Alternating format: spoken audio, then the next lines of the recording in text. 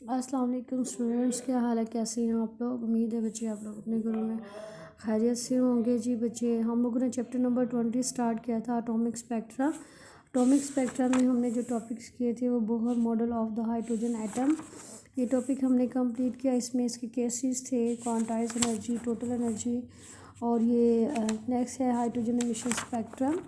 ये topic example 20.1 inner shell transition and characteristics X rays, ये topic हमने बच्चे कंप्लीट किया है। एक्स रेज की सारी टाइप्स मैंने आपको बताया, इसकी properties and use and uncertainty with in the atom. And last में हमने टॉपिक किया लेज़र ट्रीटमेंट का। ये लेज़र ट्रीटमेंट की मैंने टॉपिक इसकी कंप्लीट डिटेल बच्चे मैंने आपको बताई। अब जो हम टॉपिक आज जो हम करने जा रहे हैं वो है short question of chapter number 20।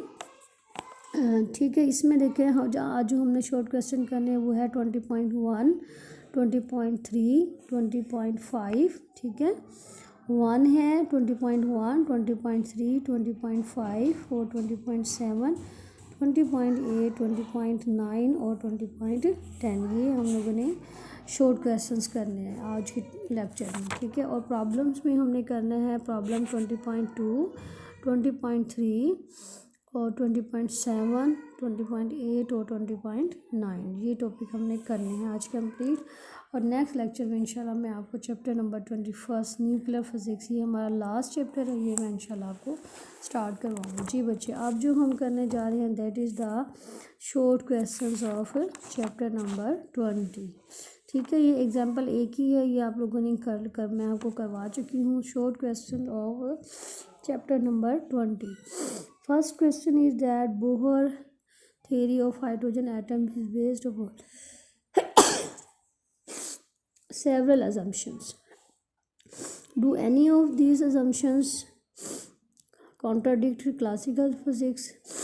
ठीक है, the answer of this question is that yes, the first postulate of Bohr theory of hydrogen atom contradict classical physics. According to classical physics, accelerating charge, either oscillating or revolving, radiate electromagnetic waves. Classical physics के मुताबिक accelerating charge चाहे वो oscillate करेगा, चाहे वो revolve करेगा, वो radiate करेगा electromagnetic wave. So energy of orbiting electron decrease continuously, जो इलेक्ट्रॉन ऑर्बिट कर रहा है उसकी एनर्जी कॉन्टीन्यूसली डिक्रीज होगी। its orbit becomes smaller and it should fall into the nucleus। तो उसका क्या ऑर्बिट का छोटे से छोटा होता जाएगा और ये न्यूक्लियस में गिर जाएगा। But according to Bohr theory, जबकि बोहर थियरी के मुताबिक an electron can move around the nucleus in certain circular orbit without radiating energy. तो बोहर थियरी के मुताबिक बच्चे ये है कि इलेक्ट्रॉन मूव करेगा न्यूक्लियस के अराउंड सर्कुलर ऑर्बिट में विदाउट रेडिएटिंग एनर्जी को रेडिएट किए बगैर। ये बिल्कुल सही है, क्योंकि अब जो लाभ जो हम करते हैं उसमें यही है कि इलेक्ट्रॉन न्यूक्लियस के गिर्द रिवॉल्व करते हुए एनर्जी इमिट नहीं करता, बल्कि ये इलेक्ट्रॉन मूव करता रहेगा न्यूक्लियस के गिर्द सर्कुलर ऑर्बिट में विदाउट रेडिएटिंग एनर्जी को रेडिएट किए बगैर। This is correct statement. ठीक है, और ये बहुत फर्स्ट स्टेटमेंट हमारी ट्रू है।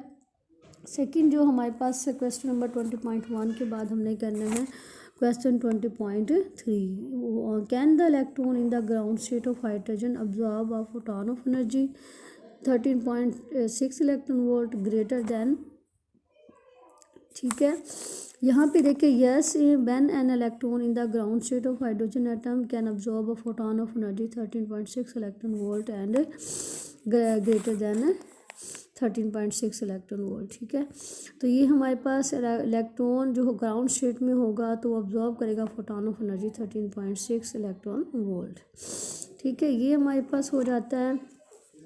इसकी रीज़न ये है कि ionisation energy of hydrogen atom in ground state is 13.6 electron volt. So if hydrogen absorb a photon of energy 13.6 electron volt, then surplus energy of photon appear as kinetic energy of electron। ठीक है, ये हमारे पास इसका question number 3 का answer है। ठीक है, अब हमारे पास नेक्स्ट है question number 20.5। Is energy conserve when an atom emit a photon of light? Yes, energy is conserve when an atom emit a photon of light. इसकी रीज़न ये है कि when an electron jump from lower energy state to high energy state, it absorbs a photon of energy.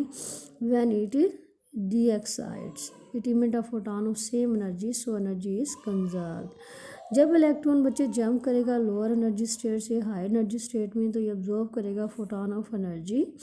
ये देखें photon of energy को इसने absorb किया। और जब ये व्हेन जब ये डी एक्साइट होगा, ये एक्साइटेड स्टेट में ग्राउंड स्टेट से हाई एनर्जी स्टेट में गया, जब डी एक्साइट होगा तो ये इमिट करेगा photon of same energy, photon of same energy, so high energy is conserve, तो ये एनर्जी कंजर्व हो जाती है ऐसे। ठीक है जी बच्चे, नेक्स्ट क्वेश्चन है हमारा है what do you mean when we say that atom is excited.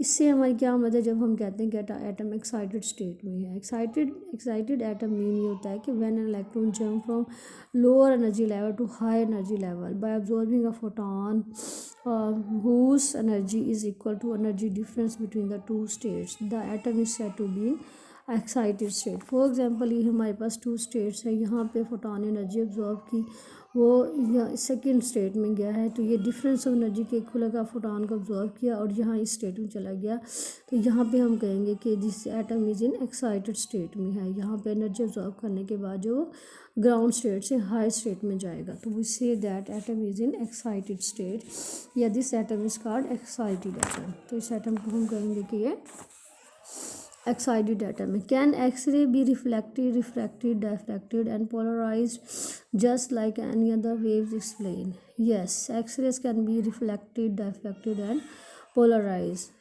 देखें, this is because that X rays are electromagnetic waves as the wavelength of X rays is much shorter than that of ordinary light waves, so the circumstance for these phenomena may be different. For example, X-rays can be diffracted by crystal only. ठीक है जी बच्चे, next है हमारे पास question number 20.9 what are the advantage of laser over ordinary light. Laser को जो हम use करते हैं आम लाइट से, हमें इसके मुकाबले में हमें इसका क्या फ़ायदा होता है। ये आप इस टॉपिक जब आप लेज़र का आता है वो जब राइट करते हैं तो आप इसके एडवांटेजेस में लिख सकते हैं। First point, it is intense beam of light. Second, it is monochromatic. Third, it is unidirectional. Fourth है, इट इज़ कोहेरेंट। फिफ्थ है, it can be sharply focus to a very fine spot. ये मैंने first page पे आपको detail इसकी बताई थी। ठीक है, लास्ट क्वेश्चन है हमारा explain why laser action could not occur without population inversion between atomic level. If number of atom in metastable is not greater than those in ground state, अगर number of atom metastable state में ground state से ज़्यादा ना हो तो incident photon will be absorbed by atom in the ground state। तो जो incident atom होंगे वो फोटॉन जो है वो ऑब्जॉर्ब हो जाएंगे, कर लेगा एटम ग्राउंड स्टेट में। These atoms are excited to metastable state, ये एटम फिर मेटास्टेबल तक चले जाएंगे। In this case laser amplification could not occur, इस केस में लेज़र एम्पलीफिकेशन नहीं होगी। ठीक है बच्चे, hence the rate of induce absorption will be greater than the rate of stimulated emission. तो जो रेट है इंड्यूस ऑब्जॉर्प्शन का वो ग्रेटर हो जाएगा रेट ऑफ स्टिमुलेटेड एमिशन से। यहाँ तक बच्चे हमारे शॉर्ट क्वेश्चंस थे, ये हमने कंप्लीट कर लिए हैं। अब हम आते हैं एक्सरसाइज प्रॉब्लम की तरफ।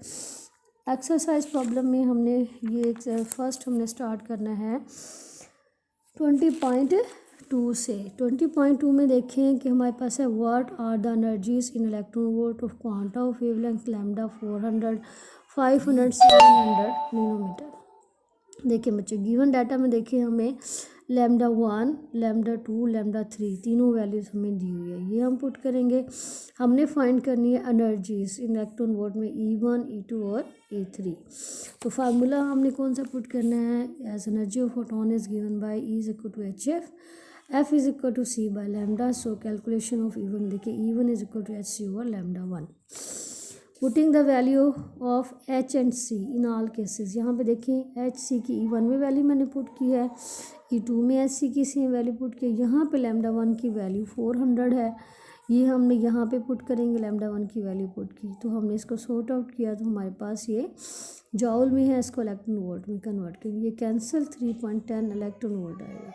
सिमिलरली जब हम E2 की वैल्यू मालूम करेंगे, H की value 6.63 multiply 10⁻34, C speed of light 3 multiply 10⁸, ये वैल्यू पुट किया। लैम्डा 2 की वैल्यू यहाँ से हमने पुट किया 500 मल्टीप्लाई 10⁻9, ये E2 आ जाएगा। सिमिलरली E3 में हम H और C की वैल्यू पुट करेंगे और यहाँ लैम्डा 3 की वैल्यू ये वाली 700 मल्टीप्लाई 10⁻³ हमने 3 पुट करेंगे। ठीक है, E2 को हमने सॉर्ट आउट किया, सेम जॉल में आया, इसको इलेक्ट्रॉन वोल्ट में कन्वर्ट करेंगे तो ये हमारे पास आएगा 2.49 electron volt. Calculation of E3 में H और C की वैल्यू पुट की, लैम्डा 3 की वैल्यू हमने 700 पुट की, तो ये आ जाता है E3। फिर हम इसको इलेक्ट्रॉन वोल्ट में कन्वर्ट करेंगे, this is equal to 1.77 electron volt.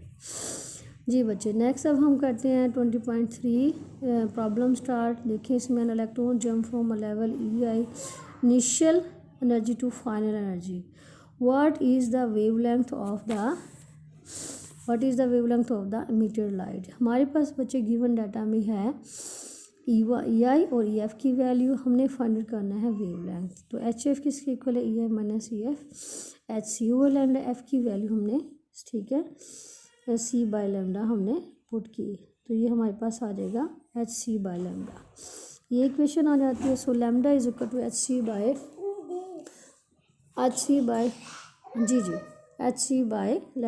EI minus EF, HC by EF, lambda is equal to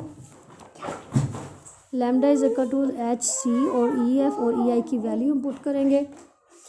यहाँ पे देखिए लैम्डा इज इक्वल टू, यहाँ पे EF की EI की वैल्यू पुट की, lambda is equal to that, यहाँ पे हमारे पास लैम्डा की वैल्यू आ जाती है ये, तो हमारे पास lambda is equal to that आया 23.4 को हम मीटर में कन्वर्ट करेंगे, हमारे पास 234 नैनोमीटर में आई। ठीक है बच्चे, नेक्स्ट आप एग्जांपल में देखें, इसके हमारे पास 20.7 है। इसमें हमने एक electron in an X ray tube are accelerated through a potential difference of 33,000, if these electrons were shoot down in a target, what will be minimum wavelength of X rays produced.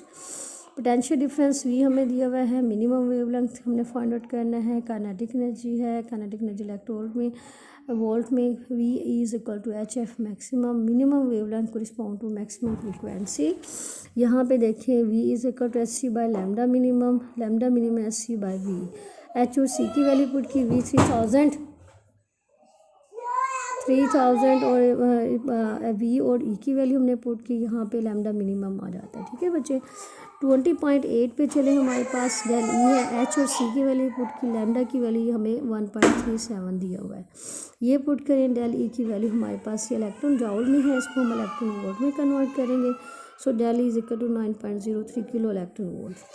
Next आ जाए 20.9 में, यहाँ पे देखें V हमें दिया हुआ है बच्चे, ठीक है, तो यहाँ पे देखिए V is equal to HF maximum. तो नेक्स्ट आप आ जाए यहाँ पे V is equal to HC over lambda minimum is equal to HC over V। H की वैल्यू बच्चे हमने पुट की, यहाँ पे C speed of light put किया, Planck's constant speed of light, V हमें दिया हुआ है 40 और E हमें E की वैल्यू है इलेक्ट्रॉन 1.6 10⁻19, तो लैम्डा मिनिमम हमारे पास आएगा 0.31 मल्टीप्लाई 10⁻10 मीटर।